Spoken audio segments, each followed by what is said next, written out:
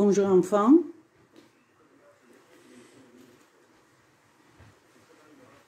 Ouvrez le livre, page 104, Ego, dossier C, le thème la vie au quotidien. Aujourd'hui, nous allons parler et connaître de la vie au quotidien. À la page 104, on parle du programme de la vie quotidienne. À la page 105, on parle de la vie en été. Tout le monde veut partir pour s'amuser à n'importe quel endroit du pays. On peut partir à la campagne, au bord de la mer, à la montagne. On veut organiser les fêtes, concerts, festivals, théâtre, danse, poésie, rendez-vous, etc. À la page 105, on nous donne stratégie pour proposer un programme à des amis par mail. Lisez et traduisez, apprenez pour les mots pour former un programme. En haut de la page 105, on vous donne un mail comme exemple. Vous pouvez l'utiliser, mais n'oubliez pas, vous êtes en Azerbaïdjan. Vous utilisez les mots azerbaïdjanais. Vous utilisez les endroits azerbaïdjanais. Et vous pouvez écrire aussi aux amis français, à moi aussi, à votre parent aussi. Si vous voulez voyager en avion, en train, en bus. Ensuite, vous pouvez inviter vos amis au pique-nique, à la campagne, au bord de la mer, à votre jour de naissance, au café, aux promenades sur le pont de Paris, etc., etc. Et utilisez tous les mots, ceux qu'on a donnés à la page 105. Merci, au revoir.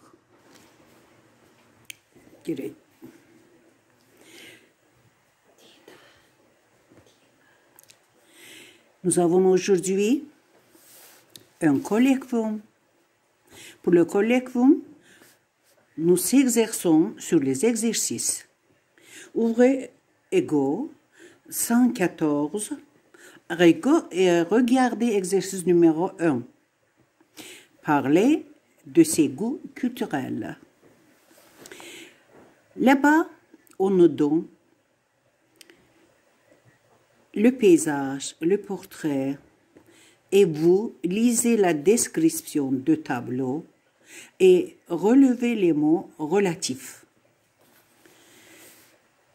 Au portrait, au paysage. Au premier plan, une femme au sourire mystérieux semble nous suivre du regard. Ses mains très bien éclairées sont posées l'une sur l'autre et soulignent son caractère paisible et calme. Les autres parties éclairées du tableau sont le visage et la gorge, qui sont aussi le centre de la composition.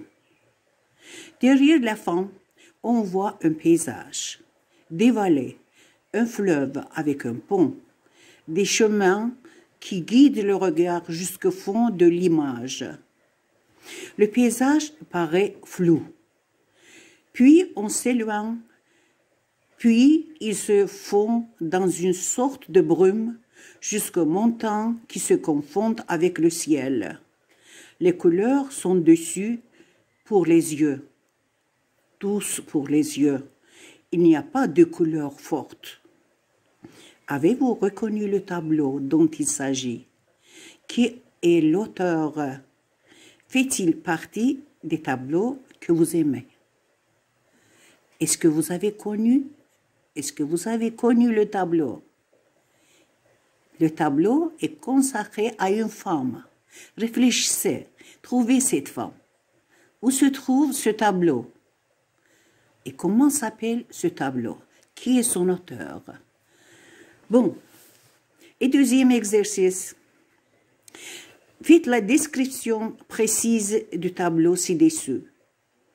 Est-ce que ce tableau vous plaît? Pourquoi? Et décrivez ce tableau. Qu'est-ce qu'on décrit sur ce tableau? C'est en quelle saison, c'est de cette année, en quelle saison sur ce tableau? Qui est l'auteur de ce tableau? Et posez des questions sur ce tableau.